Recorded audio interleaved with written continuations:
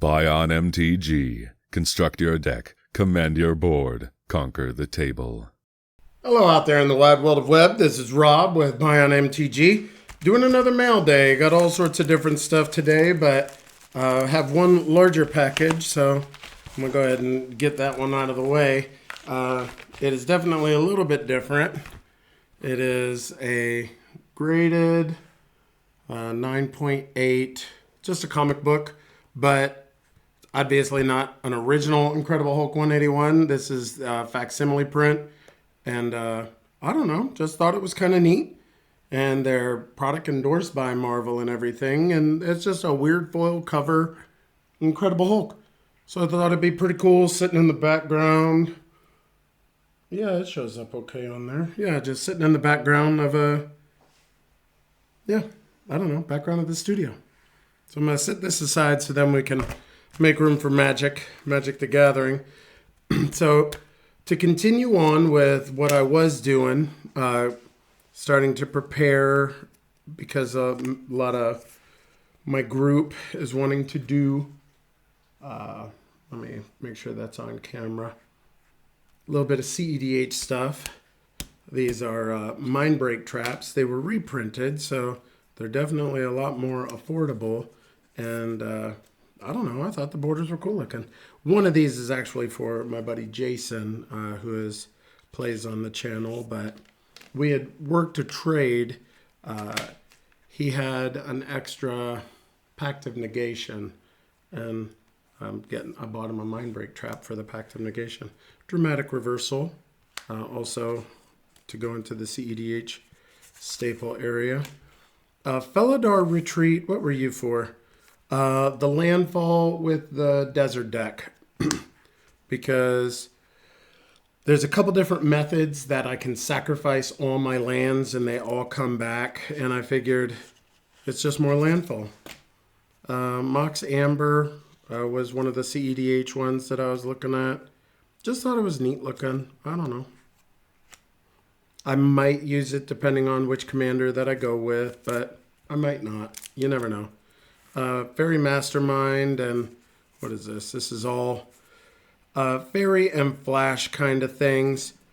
So the Flash and Fairy, I picked up the Fairy Precon, and that's where these guys originally were allotted for. I know I just ordered all the stuff for the horror deck, and it has not all been received yet, but the intentions are for that as like a backup kind of deck. Propaganda, just thought it was neat and picked it up for the Aminatou Enchantress list. The Bird Advisor, he kind of fit a little bit of the CEDH stuff. I'm not going to lie, I don't remember what Doom Whisperer is for, but I don't know, it's a pretty neat card. So I think it was in the rough draft for Aminatou, but I don't want to lie to you. And removal, small creature removal. I believe this had something to do with when I was originally looking at a low to the ground Enchantress, but CEDH thing, but I don't know. We'll see where stuff ends up. And sometimes it's late because I have some level of insomnia on occasion, and I order cards that I really don't need. This Starfield of Nyx, it was for the Enchantress deck, and man, the foil has just gone crazy price-wise. I was actually slightly concerned that they wouldn't ship it, but they did, so that's good. Debtor's No was the same for the Enchantress. I might have to pop up and grab some scissors. I thought I took all of these out, but I apparently did not. Just a really cool card, and with Aminatou knocking it down by 4, so a 3-mana enchantment that I get to steal a creature every upkeep would be kind of cool. Man, they put glue and stickers on everything. Limdul's Vault. It's a good card. I mean, it's a CEDH staple from my perspective, and I don't know, just a good card, and it was the original one, and it was in good shape and really cheap. So yeah, why not? What is this? Enchanted Evening. Funny about this one, I really am a big fan of Seb McKinnon's artwork, and I actually have a print of this Enchanted Evening. Yeah, it looks good. Over my fireplace, I have a big old goofy print of Enchanted Evening. I have 3 different Seb McKinnon prints in my house. It was kind of like the comfortable balance between my wife still wanting the house to look nice and me wanting a little bit of dorky stuff, and it was kind of her idea. And yeah, sometimes you got to compromise and you find something cool in the middle.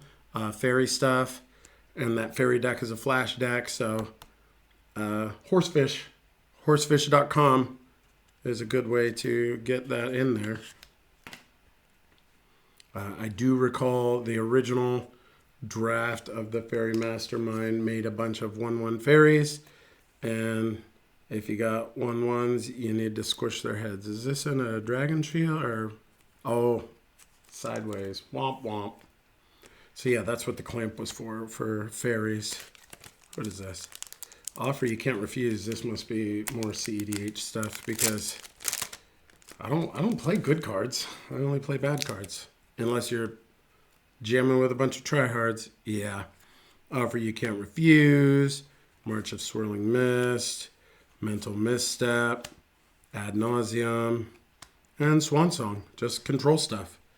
I guess this Mox Opal's sitting here, so I might as well grab this out of here. This is from the, Las Vegas something in a box, whatever it is. But yeah.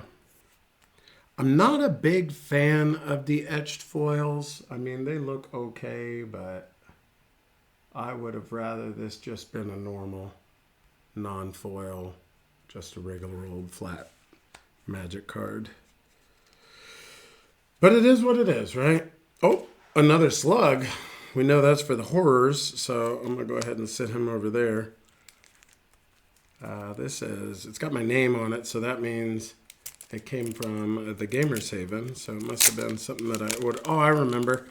And I watched a dude open a pack, and he gave me some additional cards, so I'm just going to go ahead and sit these over here, because we were talking about ninjutsu.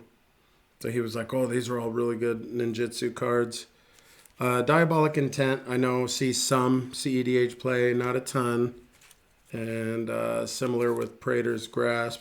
Obviously, Urza Saga sees play. I don't know if it's necessarily for this, because it's also an enchantment, so it could go in an enchantress list. It also grabs artifacts, so it could go in an artifact list. But I didn't own one, so now I do. This thing says $10 for a cataclysmic processing. So I hope whoever had this for sale didn't actually think it was $10 because this is like a 40 or 50 cent card. But it's deserts, so it'll be delicious. Cunning Night Bonder, that's more fairy and or flash stuff. So Night Bonder has flash, and it makes your flash stuff cost 1 less and can't be countered because my initial draft of the fairy list was to run Nether Void. So everything is taxed by 3, but I have a couple methods to make all of them uncounterable. Counterspells, just counterspell, and Leyline of Anticipation to kind of give everything else flash. Because, ta-da, now everything has flash, not just the 60% of the cards that have it printed on there. These are, what is this, a Fairy Harbinger. So that's for fairies, and Bitter Blossom, of course, makes fairies, and you make the 1/1 so you can squish their heads with the Skull Clamp. Mind's Dilation, this was for the Enchantress list. Oh man, that thing is stuck in there. Does it got a little flippity flap on the back? It does. Huzzah. It's got a flip flap on the back. If I can get it out of there, these things. But yeah, getting a Mind's Dilation if the cost is reduced by 4. So for 3 mana, Mind's Dilation would be pretty beast. What is this guy? I don't know. It might be alongside the Doom Whisperer. Didn't say please. Has a fairy on it, so it'd be a counterspell with the fairy deck. Counter a spell. Its controller puts a top 3, so that's mills. So that would have been with the slug in the horror deck. Human horror. This was supposed to be in the pre-con, but I got my pre-con from a friend, and it didn't have all the cards. So this is just a couple of the cards that it didn't have. And Reality Shift is just a really cool removal. So grab that. That leads me to this stack, and you can tell it's a relatively thick stack, but I'm going to go ahead and preface that one by saying I picked up the Goyf Precon, the collector's edition Goyf Precon, so it's all foil, the tokens are foil, and I was like, oh man, I think the Tarmogoyf thing is super cool. Wouldn't be super neat to do the upgrade knot. Man, this foiling process is crazy looking, but yeah. So it's 100% foil precon, and weirdly enough, it's the cost of the precon compared to the dollar value of the cards in it. It's not even marginally close. Like there's a really good amount of value in here compared. So picked up this crazy precon, and I was like, well, I'm going to upgrade it. But then I don't know how many of you have obsessive compulsive disorders, but man, sometimes they make you do stuff that you normally wouldn't do. But in this specific instance, it was, well, the deck is already 100% foil. I'm not going to upgrade it unless I upgrade it with, you guessed it, 100% foil, and that's where this stack comes in. So this is upgrades for, I'll move it down here, upgrades for the Goyf Precon. All right, we got, and these are, of course, like I said, they're all foils. Assassin Trophy, it's got some old school Jund to it, so Liliana the Veil, Zeatora's Proving Ground, Luxury Suite, Undergrowth Stadium. This Mimic Vat thing, so I don't know if many people are aware, but I thought it was funny. So Dissa the Restless says, whenever a Lurgoyf permanent card is put into your graveyard from anywhere other than the battlefield, put it into play. Whenever one or more creatures you control deal combat damage to a player, create a Goyf. But whenever a Lurgoyf is put into the graveyard from anywhere other than to the battlefield, you put it onto the battlefield. So Mimic Vat, whenever a non-token creature dies, you may exile it, exile that card. If you do, return each other card exiled with Mimic Vat to its graveyard. So hypothetically, if I have 2 Goyfs and Greater Good, it's just sitting here, and I sacrifice 1 to Greater Good, it's going to exile underneath Mimic Vat, and then if I sacrifice the other one, it'll then exile to Mimic Vat, and Mimic Vat is going to send it from exile to the graveyard, where the commander is going to say, hey, that Lurgoyf came into the graveyard, not from the battlefield, so let's put it onto the battlefield. So then you sacrifice it to Greater Good, it goes to Mimic Vat. You see what I mean? It's just a goofy card that loops with the commander, so that's why I ordered it. So we'll go ahead and put that back. More land-based, Bloodstained Mire, Wooded Foothills, Overgrown Tomb, Stomping Ground, just Goyf, which I don't know why he wasn't in the precon. It's a Lurgoyf deck. Ach, Hans Run. It's a Lurgoyf. Fabled Passage. What's this one? The Chandalar, Invasion of Chandalar, when it enters the battlefield, return up to 3 target permanent cards from the graveyard to your hand, which is pretty dope. And when you flip it at the beginning of your upkeep, you may put a permanent card from your hand onto the battlefield. So it's like a giant regrowth. And if you do flip it, it just lets you put a permanent into play. It's disgusting. Spire Garden, Abrupt Decay, so it's just great removal. Blood Crypt. And in this one, should be the other fetch. Yeah, Verdant Catacombs. And I don't know, this Greater Good, what is this, the Judge promo? Yeah, Greater Good Judge promo. Just card draw. And now I'll be able to upgrade my Goyf. I have the other, I think there's 2 other lands that I have for this that are that I already had, as well as the Prismatic Vista. So this will be upgraded, but it'll be a full foil upgrade, so it'll still maintain that goofy baller status. Overall, that's my mail day. All of it's for different ideas for the channel and decks that I'm going to continue to build and do my deck techs on. I was curious, so I see people do set reviews all the time. When I do my set reviews, I like to have the physical cards laid out. And I was thinking about doing the same thing with my deck techs, not just doing it on the computer, but doing it with the cards laid out. Do you believe, as a viewer, you would rather see the cards laid out in this kind of somewhat organized fashion, or do you prefer when I have it online, but I can reorganize it with a click? Because if I'm going to reorganize this, it's going to be, pause the video, tinker around forever, start the video again, and then it's going to take a while. But if that's something you guys would prefer, I would do it that way. But certainly doing it on Archidect is very easy. I just kind of look at it, reorganize my decks a little bit, and come up with a general idea of what I'm going to say, and then just record it. I hope you enjoyed the set review that I pushed out for Legends. So now I have completed Arabian Nights, Antiquities, and Legends. So I have 1 to go, which would be the Dark, and that would have completed the original 4, the 4 Horsemen of the 93-94 format.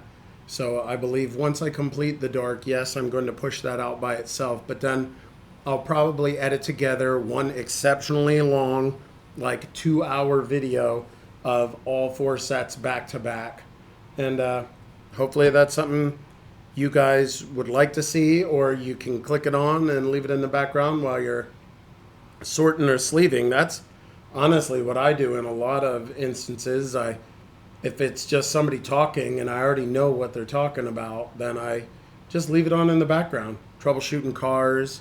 I listen to Vice Grip Garage a lot because he works on cars, and Derek's pretty funny. But that's just another one of my stupid hobbies. Overall, really big pickup today. I'm super excited to do this monstrosity and get like a baller goif. Maybe that's what I'll call a baller goif together. And hopefully it doesn't suck. Overall, been having fun with the channel.